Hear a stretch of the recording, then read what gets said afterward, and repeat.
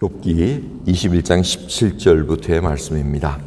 악인의 등불이 꺼짐이나 재앙이 그들에게 임함이나 하나님이 진노하사 그들을 공곡해 하심이나 그들이 바람 앞에 건불같이 폭풍에 불려가는 겨같이 되는 일이 몇 번이나 있었느냐. 하나님이 그의 죄악을 쌓아두셨다가 그 자손에게 갚으신다 하거니와 그 몸에 갚으셔서 그로 깨닫게 하셔야 할 것이라. 자기의 멸망을 자기의 눈으로 보게 하시며 전능자의 진노를 마시게 하셔야 할 것이니라. 그의 달수가 지나면 자기 집에 대하여 무슨 관계가 있겠느냐. 그러나 하나님은 높은 자들을 심판하시나니 누가 능히 하나님께 지식을 가르치겠느냐. 어떤 사람은 죽도록 기운이 충실하여 평강함이 아니라고 그 그릇에는 젖이 가득하며 그 골수는 윤택하였고 어떤 사람은 죽도록 마음에 고통하고 복을 맛보지도 못하였어도 이 둘이 일반으로 흙 속에 눕고 그 위에 구더기가 덮이는구나. 내가 너희의 생각을 알고 너희가 나를 해하려는 괴울도 하노라. 너희의 말이 왕후의 집이 어디 있으며 악인이 거하던 장막이 어디 있느냐 하는구나. 너희가 길 가는 사람들에게 묻지 아니하였느냐. 그들의 증거를 알지 못하였느냐. 악인은 남기어서 멸망의 날을 기다림이 되고 멸망의 날을 맞으러 끌려나감이 된다 하느니라. 누가 능히 그의 행위를 면박하며 누가 능히 그의 소위를 보응하랴 하마는 그를 무덤으로 메어가고 사람이 그 무덤을 지키리라.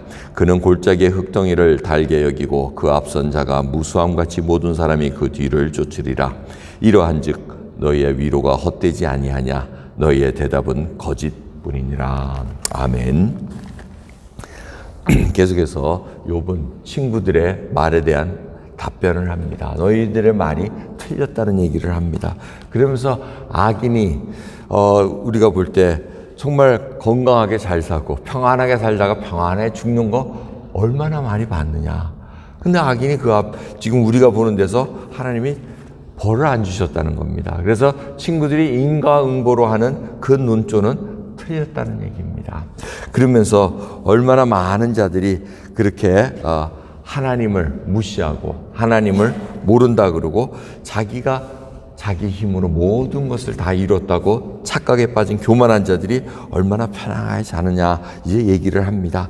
그러면서 세상은 우리가 하나님의 섭리를 모른다는 겁니다. 어떤 사람들은 정말 편안하게 살고 건강하게 살다가 죽는 사람도 있고 어떤 사람은 그냥 골골골골하고 맨날 병치레만 하다가 아주 힘들게 죽는 자들도 있다는 겁니다. 이걸 우리가 알 수가 없다는 것을 욥의 대답으로 우리가 알 수가 있습니다. 그러면서 지금 중요한 것은 하나님의 섭리는 전혀 알 수가 없다는 그 말에 초점을 맞추고 있습니다. 그래서 많은 사람들이 어저께의 말씀과 같이 연결이 됩니다. 우리도 그냥 이만큼 그냥 믿음 생활도 적당히 이 정도만 하고 살면 되지 않겠습니까? 하지만 궁극적으로는 이 욥이 누구를 합니까? 결국은 전능자를 만날 날이 온다는 것을 욥은 그걸 고백을 하고 있다는 겁니다. 비록 우리 눈에는 그 심판, 악인들이 당장 심판을 받아야 하는데 우리 생각에는 저 사람은 하나님이 벌을 꼭 주셔야 되는데 그리고 우리 생각에는 저 사람은 하나님 꼭 복을 주셔야 되는데 이렇게 생각하지만 그 일이 안 일어난다는 겁니다. 하지만 궁극적에는 결국 하나님을 만나고 그 보험, 행위에 상응하는 일을 만날 수밖에 없다는 것을 알려주고 있습니다. 성경은 그것을 밝히 알려주고 있습니다. 우리들도 선악간에 행한 일을 하나님 앞에 분명히 다 불로 공력을 이제 태움 받을 때가 온다는 겁니다. 그러니까 뭐 나무나 지푸라기나 뭐 이런 걸로 세운 공력은 다 태움을 받고 다이아몬드라든가 금이라든가 은이라든가 이런 하나님 보시기에 아주 값진 걸로 세운 공력들은 다 남는다고 말씀하십니다. 이런 날이 분명히 온다는 거 여러분 알고 계시지 않습니까? 우리가 눈앞에 있는 걸로만 그냥 판단해서도 안 되고 눈앞에 눈가림 한다고 모든 게 다 넘어가는 게 아니라는 겁니다. 그러기에 오늘도 하루는 시작할 때 정말 하나님 앞에 경외하는 마음, 두려워하는 마음이라고 하지만 경외라는 말이 더 맞습니다.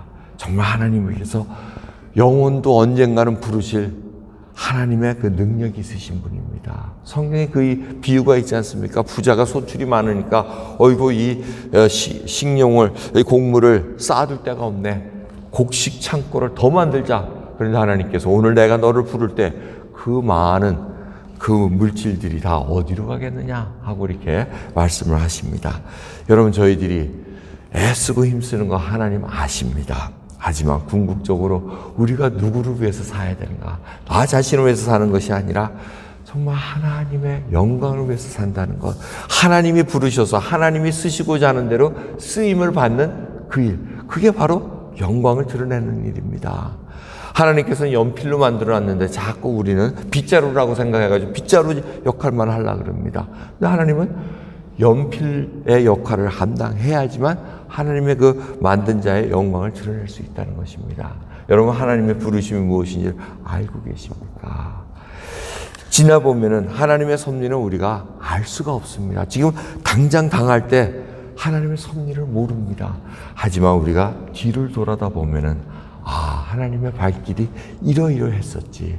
하나님의 손길이 이랬고 하나님의 섭리가 하나님이 누구를 만나게 해주셨고 이때 이 일을 피하게 만드셨고 이 일을 성취하게 하셨고 나는 능력이 없으나 하나님의 은혜로 이 일을 다 이루게 해주신 것, 그걸 돌아보면은 그게 바로 스피리추얼 마커로서 하나님의 은혜를, 하나님을 신뢰하는 그 믿음이 더 강하게 생기면서 하나님의 섭리를 당장은 모르지만 앞일을 우리가 알 수는 없으나 하나님을 신뢰하고 따라갈 수 있다는 것입니다. 그래서 말씀에 우리가 순종한다는 겁니다.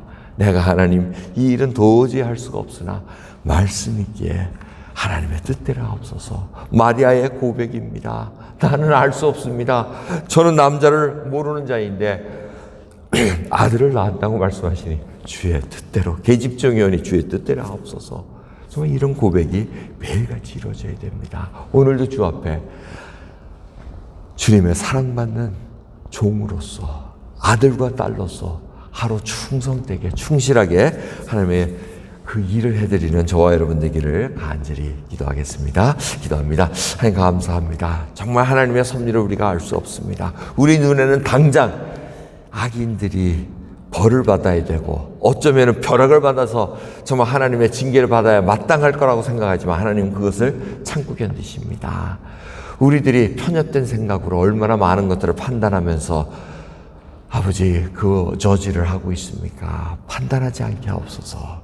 정말 하나님의 뜻을 밟지 않은 저희들로서 정말 넉넉한 신앙으로 포용 있고 관용스러운 하나님의 백성으로 오늘도 족한 은혜 부어주옵소서. 감사드리며 예수 그리스도의 이름으로 기도드리옵나이다. 아멘.